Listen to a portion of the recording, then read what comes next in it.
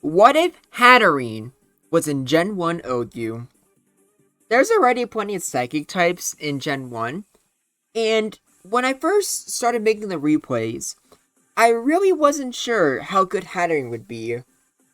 I'll tell you this though, I was very surprised upon seeing its stats. I forgot its HP was so low, but more importantly, what is with that attack stat? Why does Hatterene need an attack stat of 90? It's crazy.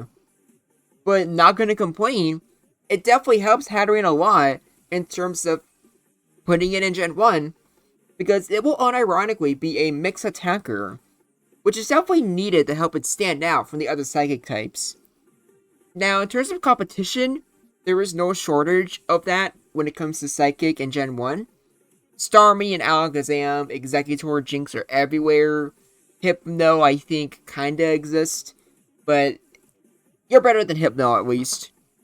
Although, there are definitely some things that will definitely hold Hatterene back.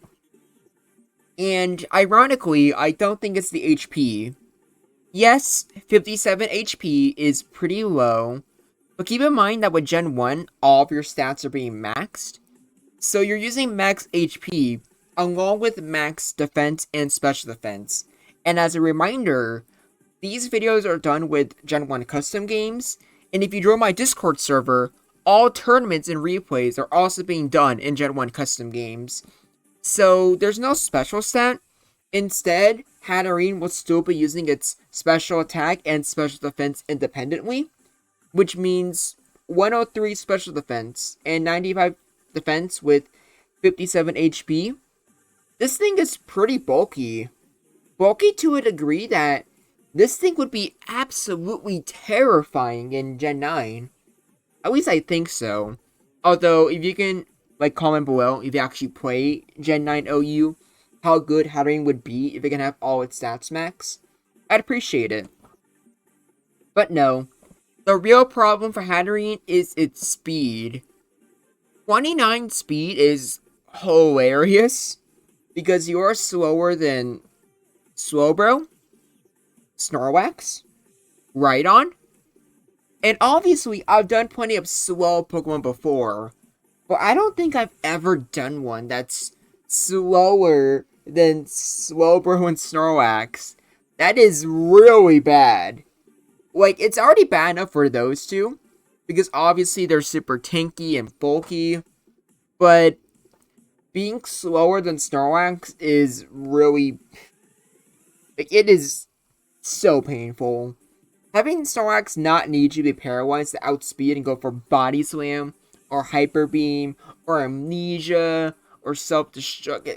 Oh my gosh, just thinking about it, it's terrible. But despite that, you still have pretty unique tools, I would say. Now, for the moveset here, we have Psychic, Hyper Beam, Sword Stance, and Thunder Wave. Although, only one of the replays will be using Sword Stance.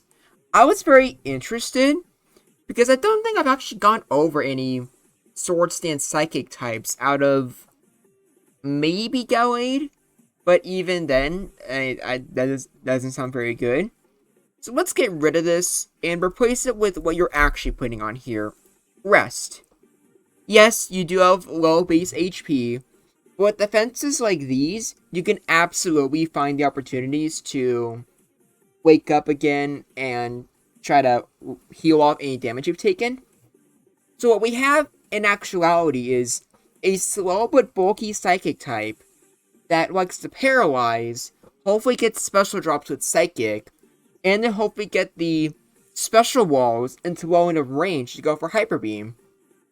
Oh yeah, did I forget to mention it has super high just attack? Wait, correct me if I'm wrong, but 136, that's I think barely higher than Alakazam's 135, if I remember correctly. So would Hatterene's Psychic be stronger than, let's say, Articuno's Blizzard or Moltres' Fire Blast?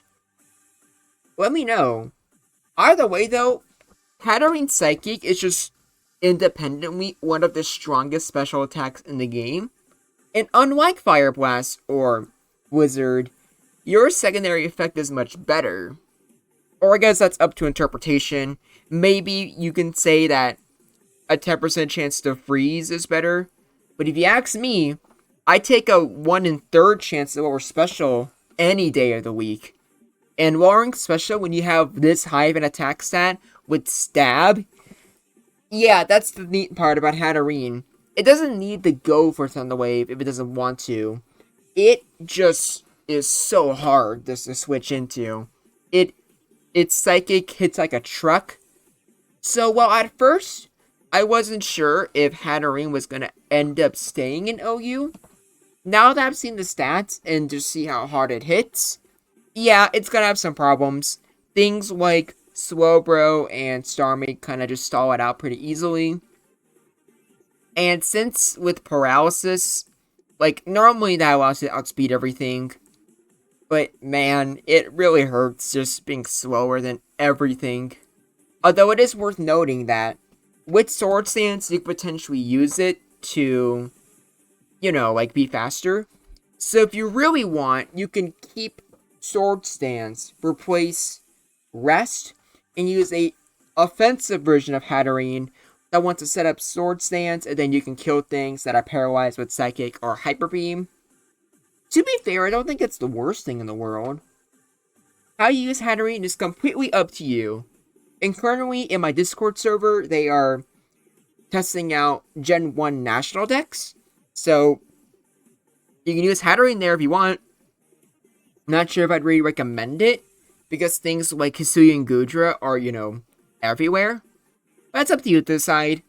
By the way, along with joining the Discord server, you should definitely subscribe and like the video. I'd really appreciate it. But for now, let's get on to the replays. Starting with the boy himself, we got Tauros. Body Slam only does 30, so you know what? Not that bad. And Psychic, as you see, almost does half. But in this case, I think that's probably a bad thing. Or not bad. Just unfortunate that you don't just have a consistent 2-hit KO. Though granted, if that Tauros lost the special, it was dead. Like, 100%. Since Hatterene would have been faster. So it could go either way. And I'm not sure I can really say that with Snorlax. It's very tanky. Being faster is just still hilarious. Although I guess it's worth saying that as long as you don't get paralyzed with Body Slam, you might be able to, you know, have a speed advantage. I'm not sure how much it's really going to help you. And I made these replays completely forgetting about Amnesia Lax. So, like, that just beats Hatterene even harder. Next up, we have Chansey. And we have 2 different replays to go over. This is a bit of a weird one. This is the one where I tried testing out Sword Stance. Because I figured, okay, at Sword Stancing, bulky Psychic type, that could be pretty interesting. And Chansey is probably one of the few Pokemon you could actually set it up against. But I don't know, I just wasn't really feeling it for this replay. Granted, one of the things I was worried about when it came to Hatterene was its base stat with its HP. I was worried that Seismic Toss would be doing way too much damage. But as you can see here, nope, Hatterene's fine. You are able to rest off and not have to worry about 3 Seismic Tosses killing you. So rest is still a valid thing to use if you wish to, you know, stay in the game. Which, good for Hatterene. Now, time for a real replay. And this is one where, obviously, I have Psychic on it, instead of, you know, Sword Stance. This is what I think the standard moveset would be. Psychic, Hyper Beam, Rest, and Thunder Wave. And luckily, even without, like, any, like, strops or anything, Psychic already almost does 20% to Chansey. I think that's pretty decent, and obviously it gets way, way better when you get those special drops. And along with that, you just have base Hyper Beam. And while you're not using Sword Stance on most sets, 90 attack is still good. 90 attack with Hyper Beam, are you kidding? That is definitely going to kill things that are at low HP and paralyzed. So Chansey's not really having a good time. I really don't think so. which, great news for Hatterene. Now, that did about, 30-something. Yeah, there it is, 36%. So, I'm honestly not sure if it's better to go for Psychic or Hyper Beam when Chansey's at low range. It almost might be better just to go for Special Drops. But for the next Mon, I am very confident that Hyper Beam is your go-to move. And that, of course, is obviously Alakazam. Now, one big edge Zam has over Hatterene is the fact that it has Recover, so it has Reliable Recovery. So, this one I think is really just up to Paralysis and, Special Drops at the end of the day. And when it comes to that, neither Pokemon can really control that with their merits as their, how strong they are. That's really up to RNG. So definitely it could go either way. But it definitely helps that Hatterene's Hyper Beam does a lot of damage to Zam.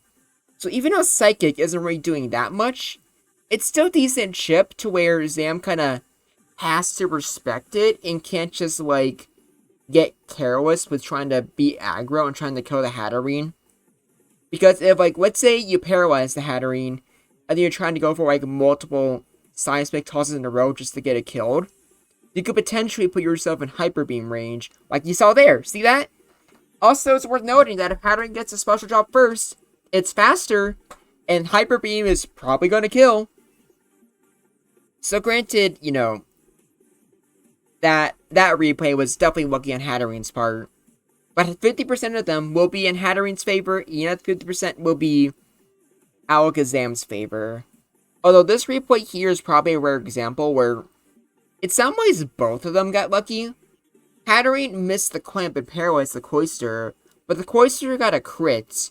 And I think this replay here can really show just how Hatterene's HP can still be issues sometimes. So this is probably, I think it's still safe to call this a could go either way, because realistically you're not getting a crit with Clamp most of the time, and if Cloyster does get paralyzed and gets hit with Psychic, that can be really bad.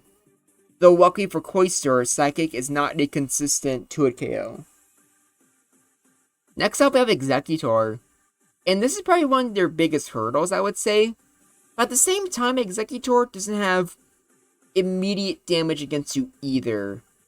Both of you will resist Psychic, and even though Double Edge will do decent chip, it's also doing some recall to Executor. Obviously there's Sleep, but Hatterene is probably a Pokemon that you can afford to put to sleep. It's not fast, but definitely tanky. So you can probably find turns to, try to get it to wake up. So I don't know. I'm not sure if this is a bad matchup or could go either way. Looking at it again, though, I'm leaning towards could go either way. But let me know what you think in the comments. Now, Gengar. Oh boy. You're not faster than Gengar, but you're super tanky, so it doesn't really matter. Also, this really surprised me. Being able to survive both an Explosion and a Nightshade from Gengar. I didn't think Hatterene was that bulky, but I'm decently surprised. Now here's another one where I kind of assumed it would be pretty bad, but with Paralysis, you might be able to do something to Jinx. I definitely think Psychic hit way harder than I expected it to. And obviously, that just kind of helps Hatterene in general, since it means Hyper Beam will do more. But you do have to get pretty lucky, though. But at the same time, why would Jinx even stay in and try to go for, try to go for anything? Because it's going to risk Paralysis. Also, I'm going to pause. If you notice here, but you're going to see a debug for, status immunity.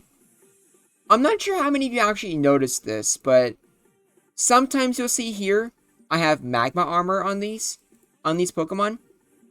I don't always remember to remove it, and sometimes I just kind of choose to keep it there, hoping that, someone notices and commented. Hasn't happened yet, but this right here is going to be the exact reason why I keep Magma Armor on, because it's one of the few abilities that works. So because of that magma armor, Hatterene didn't get frozen here. So while none of you commented, like, there's a reason for why I give Pokemon magma armor when making these replays. Because freeze is really annoying. And funny enough, I still got annoyed while making this video. Because the first Chansey replay I did was one where Hatterene got all of its sword stance up, managed to rest and try to avoid most of Chansey's attack. But then once I clicked Hyper Beam, it missed, and Chansey killed with Seismic Toss.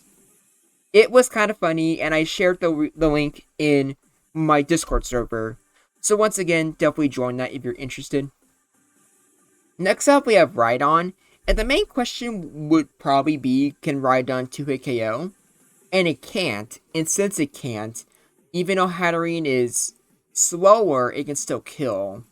Although Rhydon is one of the few things that can't get paralyzed. And it's not like Hatterene's particularly in a good position after this. So I think I might have had it in good matchup, but I think it makes way more sense to put it in could go either way. Now we have Starmie, and you don't really do that hot here. Unlike Alakazam or Chansey, the difference with Starmie is that Starmie actually has a pretty decent attack stat. Although I guess it does matter what set you're using. I put Starmie in bad matchup, but I think I'm looking at this perspective of Psychic. I think this becomes a much different story if it's like, for example, only Bolt Beam Starmie. Bolt Beam Starmie is definitely not winning this easily, because only Hatterene can threaten special drops. So I definitely gotta change that. Now we have the Victory Bell for the second to last one, and I might have been, I don't know. Like, I think unfortunately I have to, or do I need to account for Wrap? Actually, no, like, I changed my mind. I was gonna say this might be could go either way because of Paralysis and Wrap, but yeah, no, I think Hatterene can just, I think Hatterene probably has the bulk to deal with Victory Bell. But I don't know, it's such a weird Pokemon for these replays. Last but not least, we got Zapdos. And the thing that I was curious about was, what does more damage? Thunderbolt or Drill Peck? You're going to see here, but it seems like both are probably around the same strength. So I really don't think it matters. Granted, I would probably still go for Drill Peck, solely because, like, you know, like, special drops. Although, to be fair, if you do get a special drop, like in this replay, it's probably game over, since out of nowhere, Hatterene's suddenly faster than you. It actually might be worth going for Agility, but I'm not sure. Although here's the replay, and I think both Starmie and Rhydon can be moved to could go either way. Overall, though, here's the tier list. I know Hatterene's already a pretty good Pokemon, but it slightly exceeded my expectations. What do you think? Do you think Hatterene would comfortably sit in OU? Or do you think it'd be more so a borderline Pokemon? Because Arceus knows it's not going to be an UU. Let me know what you think in the comments below. But until next time... Or wait, does Snorlax need to go in unwinnable because of Amnesia?